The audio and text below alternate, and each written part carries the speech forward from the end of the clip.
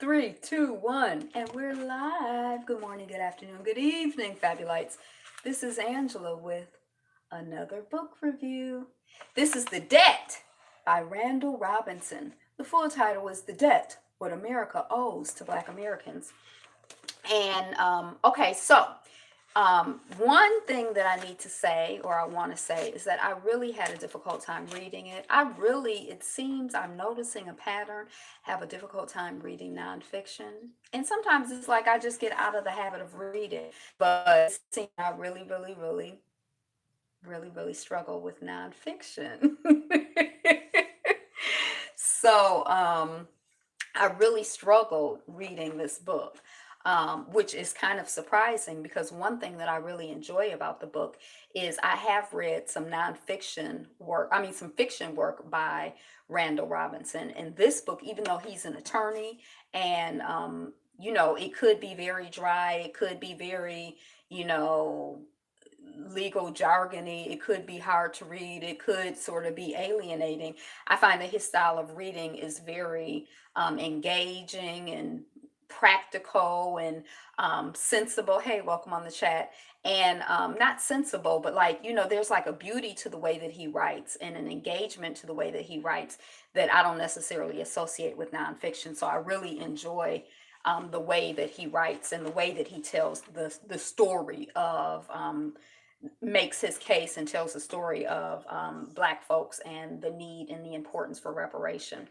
I think that so that's one thing that I want to say. I really enjoy the style with which he writes, and I think it's very accessible and approachable. I would recommend the book to all Black people. I think that given the nature of the subject matter, it's very approachable, and it's like very like common sense, like when you read it, I don't really think there's anything um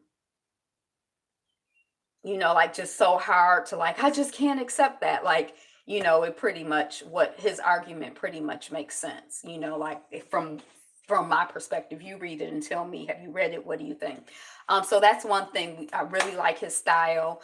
I read his Makita. I really like that. I don't know if I reviewed it on this channel or not, but it was sort of mystical in a way, but he weaves in, like, he just has an interesting style of writing. So that's one thing. Then the other thing is, I thought it was really significant and important to me. I've heard people, like there was kind of the running joke. Hi, Myosha. I'm glad you're here listening.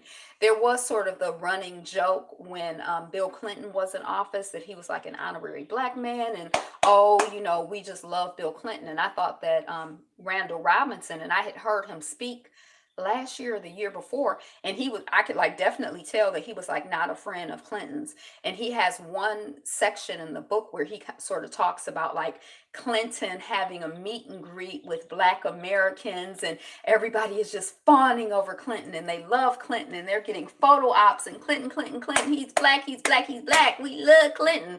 And meanwhile, Clinton and his is helping his boy, his buddy, his partner out, who owns Chiquita Bananas, to basically disenfranchise a bunch of Black folks in the Caribbean, at the same time that a bunch of Black folks in America are like, Clinton, Hercules.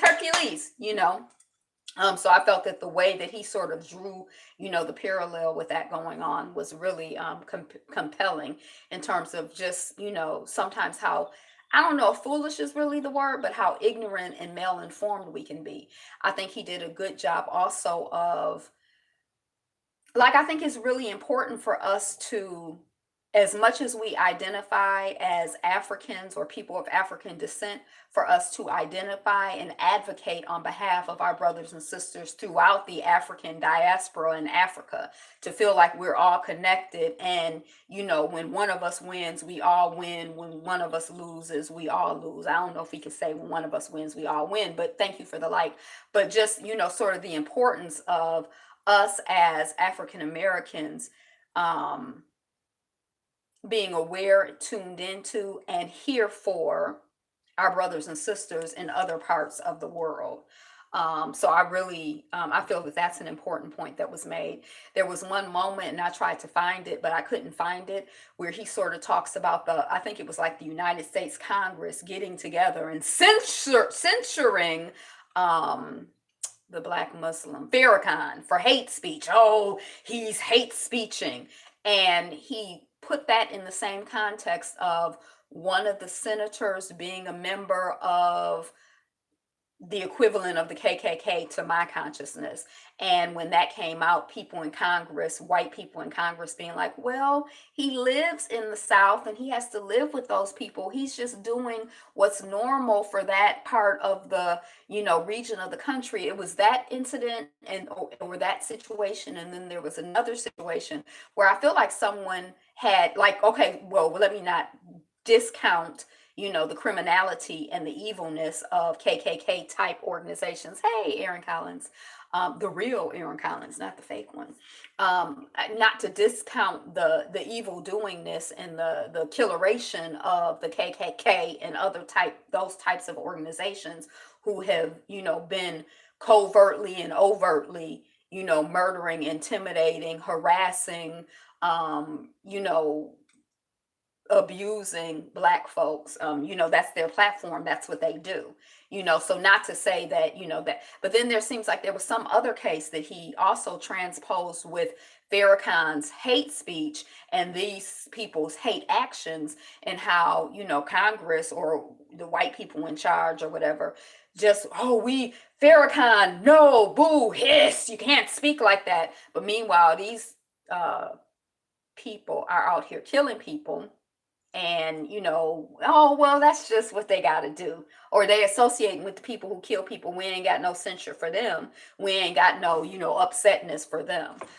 So I felt like that little that passage in the book, I felt like he did a really good job of bringing that to the forefront.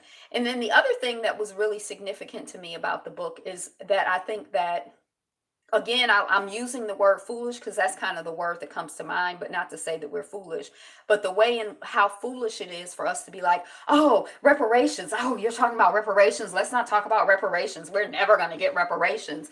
And it's sort of like, if we do not advocate for us and justice for us, then who will? How foolish is it for us to be, tearing down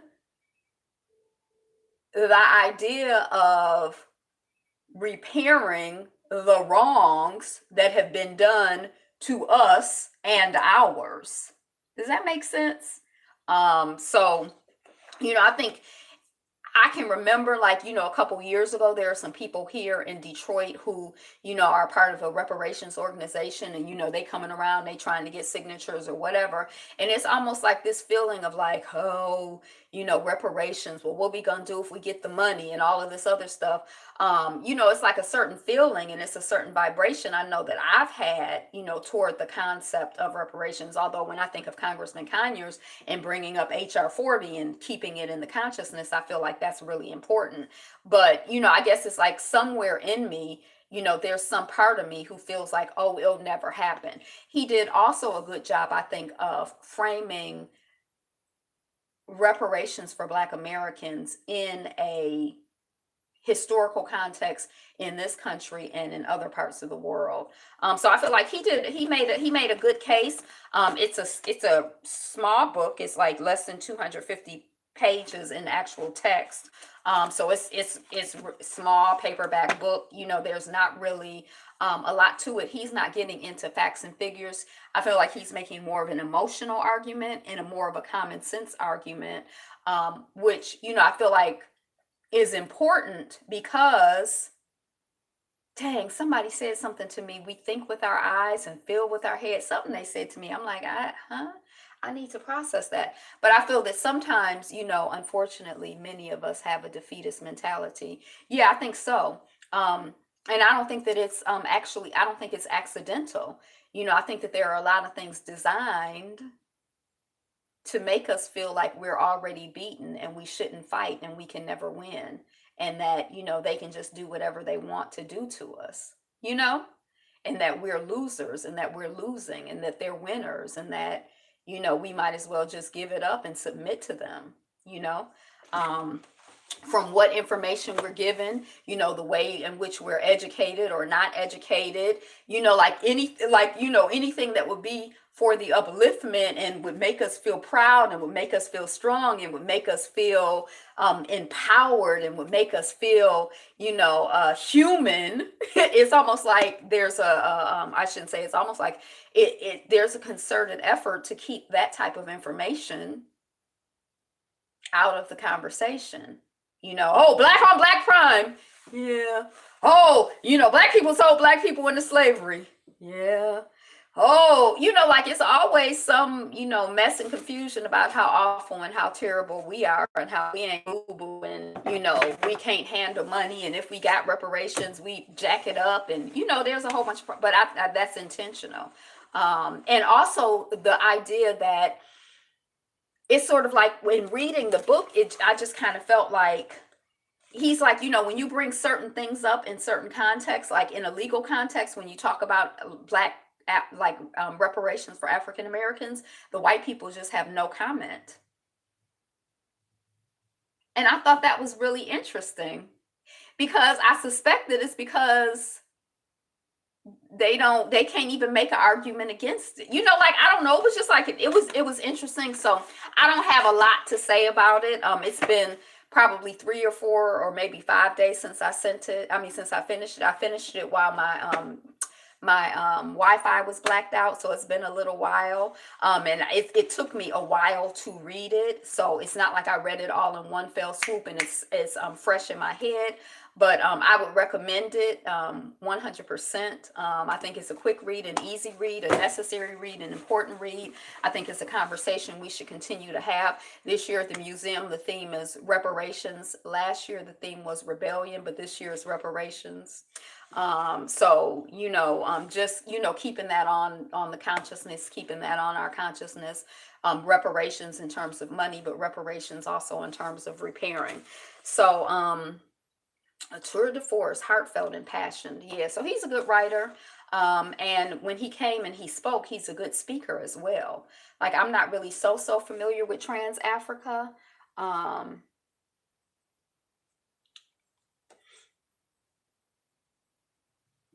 Yeah, there's an organization called Republic of New Africa. They talk about 5 states. And one of the members of Republic of New Africa was the mayor of a city in Mississippi. So there was like some attempt, some people might argue to begin to get some political power and redo some things, or begin to do that work and sort of figure out how to take the theory into the practical realm. I'll try to check that YouTuber out. So, I kind of have mixed feelings because I feel like in the same way that, like, if you look, it's just, I don't know. I mean, I really don't know because, I feel like the defeatist attitude, like, sometimes I feel Angel Snup Snup 7 is right. I've watched the Latinos do this. So what communities do they, so you mean they just, okay. Yeah, I'll have to look at it again. Um, so yeah. So I think this whole defeatist, this idea of like, oh, how are we going to make this happen? How this could never happen. This isn't practical. This isn't, I think there is sort of like, an aspect of that. Sometimes when I think about it, when I process it, when I try to analyze it. But, I agree, the work that I've been doing here recently, I agree with Brother Yapo Yapo. And I don't know if you can hear me. Hold on one second. My battery saver just went on. Okay. Populated like Mississippi. So Brother Yapo Yapo, in terms of separation, specifically in terms of mental separation, and for me, just really strengthening and building and developing my mental and spiritual, the overpopulated LA, California, and the blacks and whites just moved out, and this was done legally. Okay. Yeah. So, just continuing to take the next step, or the next step that I can conceive of, which is, working on my mind right now, and just so I feel like the one thing that I take away from it is that, I will, we deserve, you cannot repair us. You cannot repair, the ill that you've done. Not you, but they cannot repair the ill that they've done, the ills that they've done. I just don't believe it. And I feel like, but we definitely deserve it, and we're definitely owed it. And like when you start calculating, the amount of free labor, it, it's just, it's a lot. It's a lot. And then aside from, the free labor, when you start calculating, like when you're doing ill to someone and you try to repair it, like, oh, I ran into your, the emotional damage and the different ways in which you live in LA, the emotional damage and the things other than the stolen labor, but the stolen culture, the stolen dignity, the abuse, the rape, the humiliation, the the you know holding somebody captive. Like, it's one thing if you just go to work and they steal your money.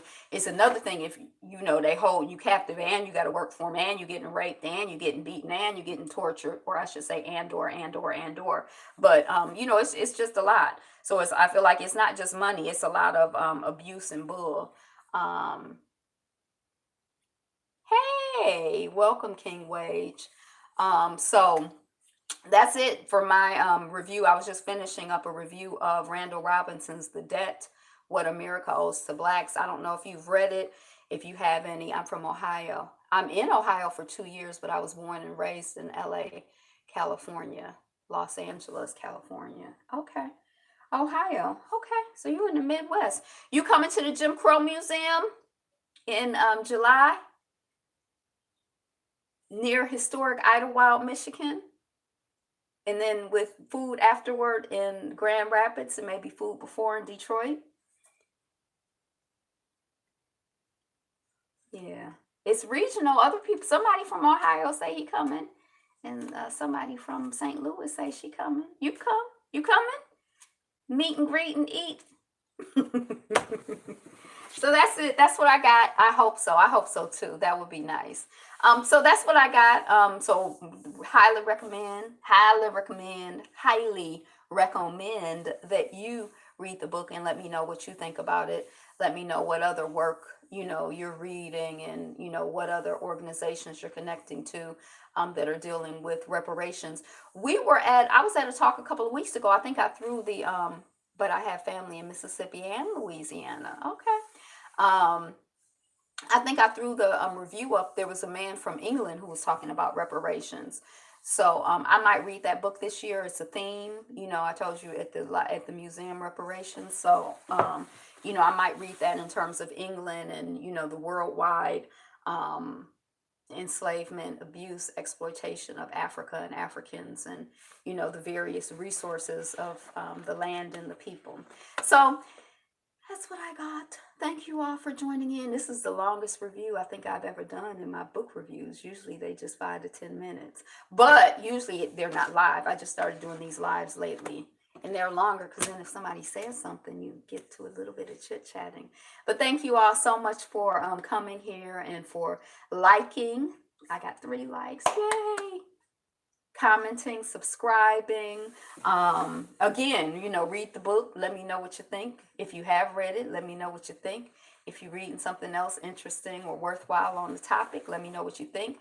Is it, I forget already, but anyway, I'll look at the comments and check out the other person who is talking about it in LA. Angel, Angel Snup Snup 7. Angel Snup Snup 7. Angel Snup Snup 7. Yeah. Angel. Snup, snup. I don't understand. But maybe if I go to the page, I might understand. But that's it. Today is the best day ever, and you are the greatest. So be you. Be fabulous. Be fabulous you. Peace.